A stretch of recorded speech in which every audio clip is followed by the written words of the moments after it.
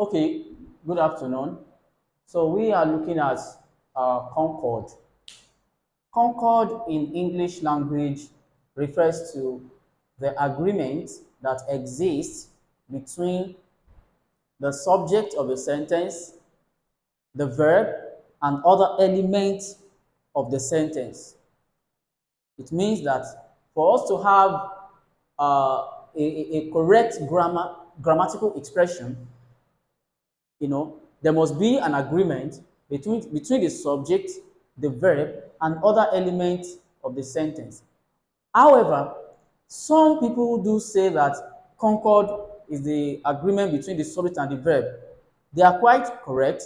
However, there are other elements of the sentence that the verb and the subject has to agree with before we can have concord.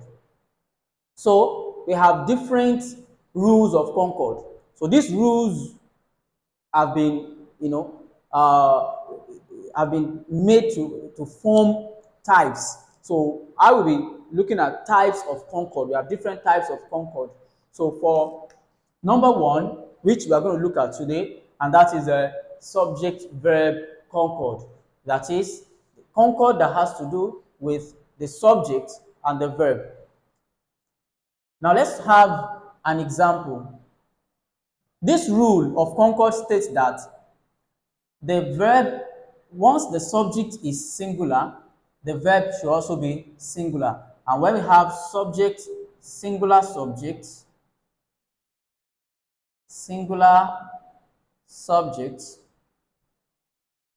plus singular verb. Singular subject plus singular verb. So we can denote this singular subject with S plus SV. So for instance, we can have Tunde likes orange. So Tunde is a subject, is a singular subject, a singular subject. Then likes is the verb as a singular verb. Now, the singular subject and the singular verb. Or let's say we have the boy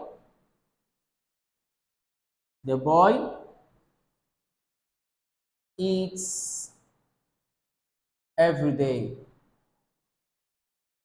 The boy eats every day. So the boy is singular subject, then eats is what? Singular verb. I hope you are following. So now, the singular verb, how do you recognize the difference between the singular subject and the singular verb? So you have to know the difference between singular noun and singular verb. So the singular noun does not take S or any form of plural forms like S or IES or ES, whereas the singular verb takes S. So I can now say that we can say that to be able to recognize the difference between singular subject and singular verb, we say singular noun, let's say singular noun equals to minus S, while singular verb equals to plus S. So for singular noun, we can have the boy or boy, then singular verb, we can have eats.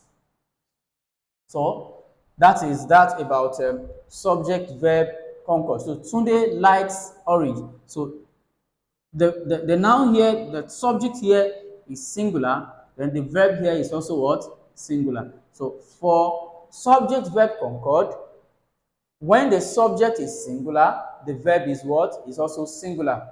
Likewise, when the subject is plural, when we have plural subjects, attract or plus plural verb.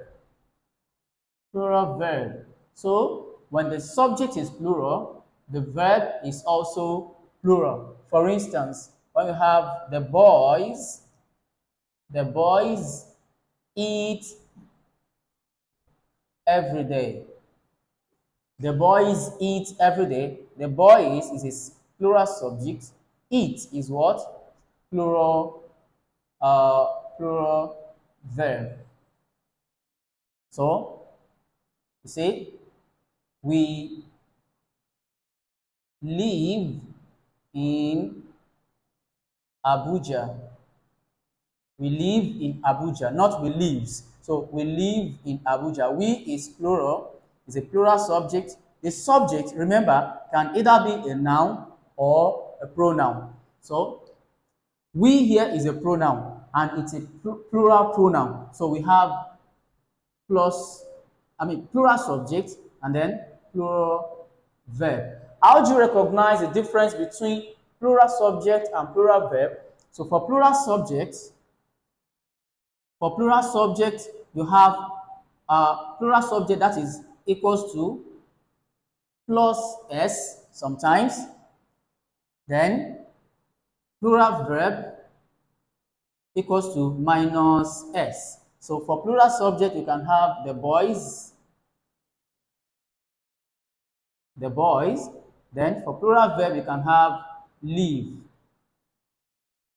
So this is what we are going to talk about today on subject verb Concord. So we meet next class for the continuation of Concord. Thank you.